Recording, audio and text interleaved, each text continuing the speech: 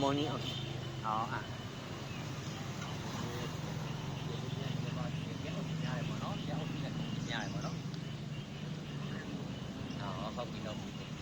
အဲ့ဒါဆိုရင်ကျွန်တော်ပြောရမယ်အုပ်စုက3ခုလုံးဖြစ်နေပဲဆိုကြပါတော့ဗျာအကျဉ်းပြပြောလိုက်ရင်တော့လေအုပ်စု3ခုစလုံးဖြစ်နေတဲ့အခါကျတော့ကျွန်တော်တို့က2မျိုးဆက်ဖြတ်နိုင်တော့ပိုကောင်းတယ်ပေါ့ကိုရကျွန်တော်အကြံပေးတာပေါ့နော်ဒါကတော့2မျိုးဆက်ဖြတ်နိုင်တော့အကြံကောင်းတယ်ဘာလို့ဆိုတော့ဒါဆိုရင်တော်တော်များစိတ်ချတာပေါ့ဗျာအခု20သားဆိုတော့အခုဖြန်းကျင်နေဆိုလည်းဖြန်းလို့ရပြီကိုဒီလားတကယ်လို့မဖြန်းကျင်သေးဘူးနောက်ထပ်9ရက်လောက်စောင့်မယ်ဆိုရင်လည်းနောက်ထပ်9ရက်လောက်နေမှဖြန်းမယ်ဆိုလည်းဖြန်းလို့ရပြီပေါ့နော်20 3 25မှာဖြန်းလို့ရနိုင်ပြီအဲ့လိုရတာမှာအခုမှအစုံပေါက်ပြီးအတွက်ကြောင့်ကျွန်တော်က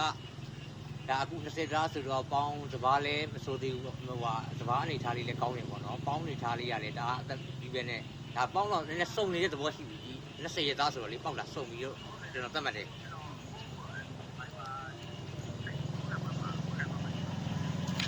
ဟာလာ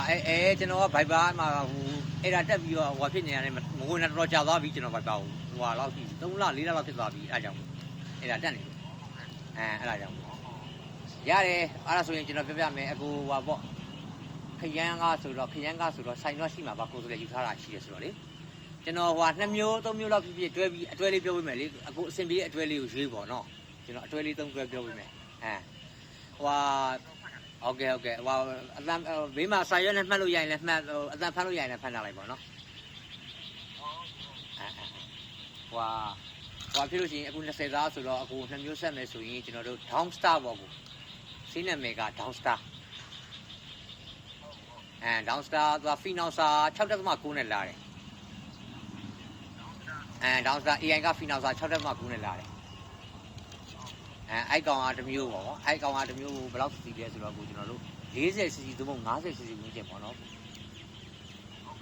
40သို့မဟုတ်50လောက်ထည့်မယ်ဆေးပြောင်းတစ်ပုံနောက်ပြီးတော့ကျွန်တော်တို့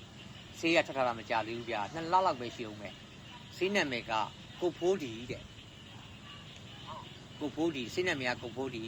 ဆေး AI ကကြတော့240အုပ်စုကိုမှရာဂိုင်လုံးကသူများတွေ80နဲ့အများလာတဲ့အချိန်မှာကျွန်တော်တို့က86နဲ့လာရာလုံးမြင့်နေပေါ့ကိုရအဲ့ဒီကောင်ကိုကြတော့အခုစဘာအသက်နေတာဆိုကို30စီလောက်ဆိုရင်အဆင်ပြေအဲ့တော့ပြောချင်တာကအကူကdown star ကို40သို့မဟုတ်50စီထည့်မယ်ကုတ်ဖိုးဒီကိုကျွန်တော်တို့ဟိုပါပေါ့ခုနကကျွန်တော်ပြောတဲ့30စီပေါ့နော်အဲ့လိုပြည့်ဖြည့်ရင်လည်းအဆင်ပြေတယ်ပေါ့နော်ကိုဒါတတွဲနောက်တစ်ခုကကြတော့ကျွန်တော်တို့တစ်ဘော့တယ်ကိုစင်းနာမည်ကတစ်ဘော့တယ်တစ်ဘော့ကိုကျွန်တော်တို့ကတစ်ထုပ်ကို30 gram နဲ့လာတယ်ကိုအဲ့ရဆေးပြမိုးတစ်ပုံအဲ့ထုတ်ထည့်ပေးရမယ်အဲ့ဒီကောင်ရေခုနကျွန်တော်ပြောတဲ့ဟိုကုတ်ဖိုးဒီပေါ့အစွမ်းလာပါတဲ့ဆေးပဲ240အုပ်စုပါကွာအဲ့ကောင်ကတော့ခုနကျွန်တော်ပြောတဲ့နှုံထား30ပဲသူကလည်းအဲ့တော့အလွယ်ပြောရရင်တော့တစ်ဘောကလည်း30ဟိုကောင်လည်း30ဆိုတဲ့သဘောပေါ့ကွာနောက်တစ်ခုကကြတော့ကျွန်တော်တို့ right all star တဲ့ right all star ကလည်းအဲ့ဒီတပုံတစ်ထုပ်ပေါ့ကွာတပုံတစ်ထုပ်ပြီးရင်နောက်ပြီးအခုခုနကျွန်တော်ပြောတဲ့ကိုဖိုးဒီပဲကိုဖိုးဒီက30စီပေါ့3တွဲပေါ့ကွာ3တွဲမှာအခုအဆင်ပြေတဲ့အတွဲနဲ့အဆင်ပြေမဲ့အတွဲကိုရွေးလို့ရတယ်ဘယ်အတွဲကိုရွေးနောက်ဆုံးဈေးနှုန်းချိန်နေဆိုရင်အခုဈေးနှုန်းဟိုချိန်ပြီးတော့မှယူချက်ပေါ့နော်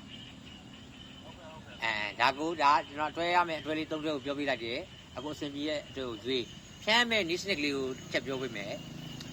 ပြောတဲ့နှုံထားလေးပဲထည့်ပြီးတော့ကျွန်တော်တို့ကဟိုရေလေးလေအခုကျွန်တော်တို့မဖြန်းခင်တရက်ပေါ့အကူရမဖြန်းခင်တရက်ကိုတက်နိုင်ရင်ရေလေးကြိုပြီးတော့တရက်တွင်းပေးအစိုးတက်ကလေးလိုချင်လို့အစိုးတက်ကလေးလိုချင်လို့အစိုးတက်ကလေးလိုချင်လို့တရက်ကြိုသွင်းပေးပါတရက်ကြိုသွင်းပြီးတော့ဖြန်းမဲ့နေအောင်ရင်အဲ့ရေမရှိလည်းရတယ်အစိုးတက်ရှိနေရပြီ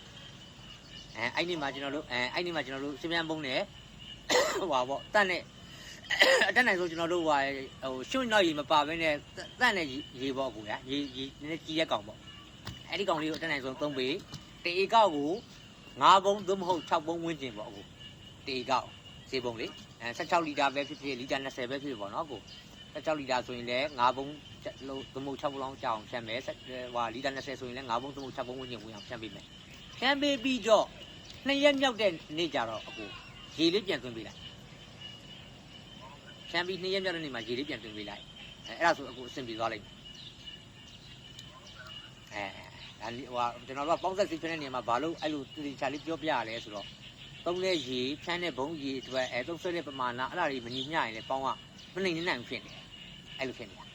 အဲ့ဒါကြောင့်မို့သိကြအောင်လို့ကျွန်တော်ကဒါအသေးစိတ်လေးပြပြပေးတာဘယ်နေကစိုက်တုံးကို15ရက်ပဲချိန်တုန်းကဒါပဲလောက်တာပေါ့နော်ခရမ်းဆိုတော့လေဟုတ်လားဟုတ်ပြီရတယ်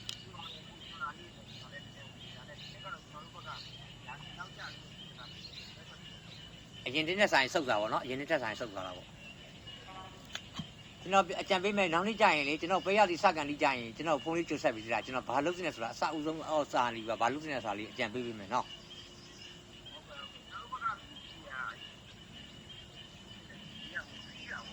ရေစီဟုတ်ကဲ့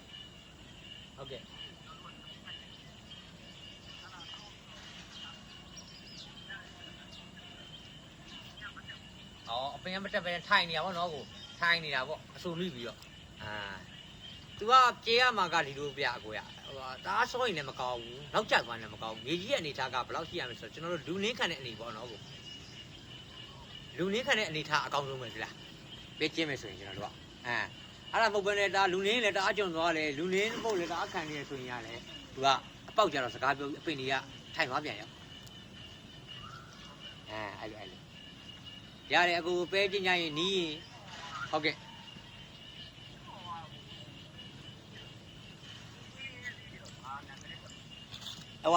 ထိတိစားစီမဟုတ်ဘဲနဲ့မြစ်ဆွေးကိုပြောရလားအကူကျွန်တော်တို့ပေါင်းချောင်းတက်တဲ့စီးကိုပြောတာပေါ့နော်ရွေးချယ်မဲ့ကိုပြောတာပေါ့ကိုင်းရှင်းအီကိုဆိုပြီးထွက်တယ်ကိုင်းရှင်းအထုထုတ်ဆိုပြီးတော့နှစ်စားထွက်တယ်ကို1လီတာလည်းထွက်တယ်4လီတာနဲ့ဂါလန်ပုံနဲ့ထွက်တယ်ကို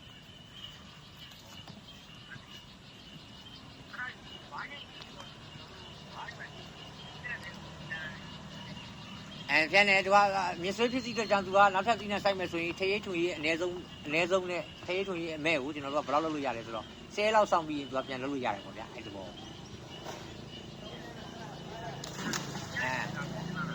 သူကဈေးဟုတ်တယ်သူကကျွန်တော်တို့ကဟိုလောက်ရှိတယ်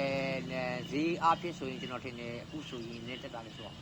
ဂိုင်းမုံတစ်ပုံဆိုရင်ကိုဟိုလောက်ရှိတယ်9ဆောင်ခွဲပတ်လေ9ဆောင်ခွဲကြော်လေးမှရှိတယ်ဂိုင်းမုံတစ်ပုံလေ1လီတာတပူး2900ပတ်လေလောက်မှရှိတယ်ကိုင်းရှင်းအထုထုတ်ကိုင်းရှင်းအီကိုရဲ့ကိုင်းရှင်းအထုထုတ်ရဲ့နှစ်စားလာတယ်ပေါ့ကွယ်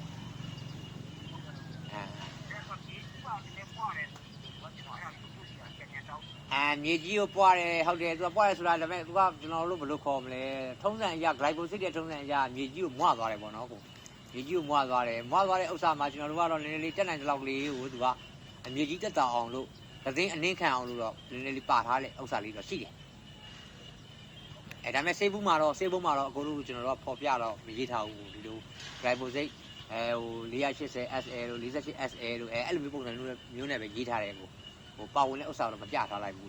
အဲ့ဒီဘောပေါ့နော်တချို့ကအဖြစ်ကအများအားဖြင့်တော့တော်များတော့သူကမြေကြီးဖွဲ့သွားတာပေါ့ကိုဖွဲ့ပြီးတော့မြေကျွန်းတယ်ပေါ့ဗျာအလွယ်ပြောရရင်တော့အဲ့ဒီဘောပေါ့နော်အဲ့လိုမြေကျွန်းတယ်ပေါ့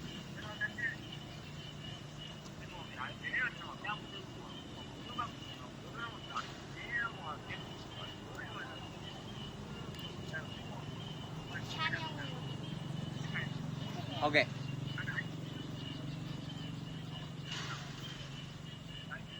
ကိုင်းရှင်းမသုံးဘူးသေးဘူးဟုတ်ကဲ့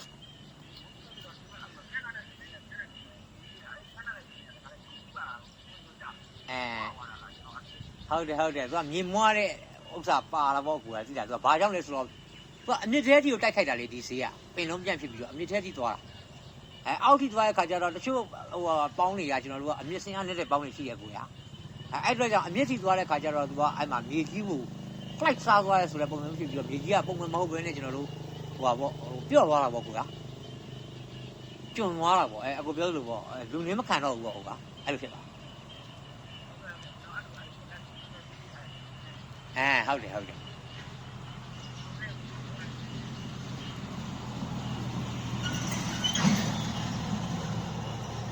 ဟုတ်ကဲ့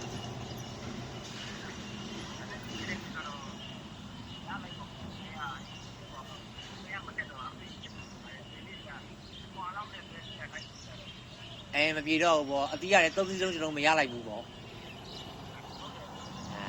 အားကြရင်ဒီနေ့ကြရင်ကျွန်တော်ပြောမှသလားကိုအမဲစပြီဆိုလေးရလေဘာလေးလောက်ရမယ်အသက်သာဆုံးတေကောက်ကုန်ကြစိတ်တက်တာရမယ်သူများထက်ကိုတက်တာတဲ့နည်းနဲ့ကျွန်တော်လုပ်ပေးမယ်သူများထက်တက်တာတဲ့နည်းလေးနဲ့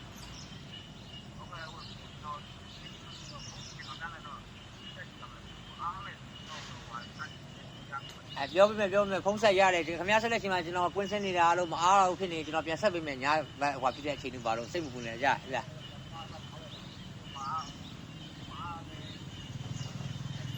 ပြန်ခေါ်ပေးမယ်ပြန်ခေါ်ပြီးပြောပေးမယ်နော်စိတ်မပူနဲ့ရတယ်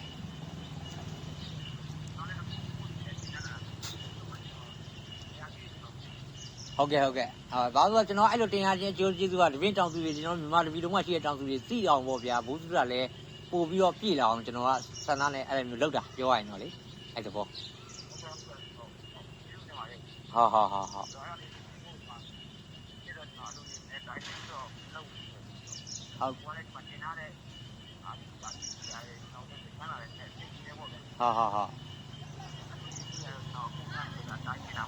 စဘာမှလည်းအခုစဘာအခုပေါင်းပြီးရနဲ့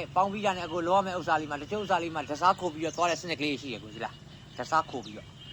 တစားမသုံးလို့ကျွန်တော်ပြောဘူးတစားကိုသုံးအရင်သုံးတဲ့နှုံထက်ကိုချော့ပြီးတော့ကျွန်တော်တို့ဘာကိုကူးမလဲရွက်ဖြန်းကူးမယ်ရွက်ဖြန်းဆိုရင်ဘေကောင်လေးတွေကောင်းတယ်အကုန်ကြလေးတက်တာနဲ့စဘာလည်းတက်အောင်အစီစံပိုင်းရတော့အစီစံပိုင်းပေါ့ကွာအပိမန်းဆိုင်ရာအဆင့်ကြတော့လေအပိမန်းဆိုင်ရာအဆင့်ပေါ့နော်အမြင့်ပိုင်းဆိုင်ရာဘာညာပေါ့အဲ့ဒါမျိုးကိုကျွန်တော်တို့ကတစားအပြင်ကိုဒီရွက်ဖြန်းရှိတာပေါ့ကွာရွက်ဖြန်းနေတယ်ကူပြီးလုပ်လို့ရရဲ့အနေစနစ်တွေရှိတယ်ပေါ့နော်အကုန်ကြတက်တာအောင်ပေါ့ဗျာအခုကတစားစိတ်တွေဈေးနေနဲ့မြင့်နေတဲ့အခါကျတော့ကျွန်တော်စဉ်းစားမှာပေါ့အဲ့လိုအဲ့တဘော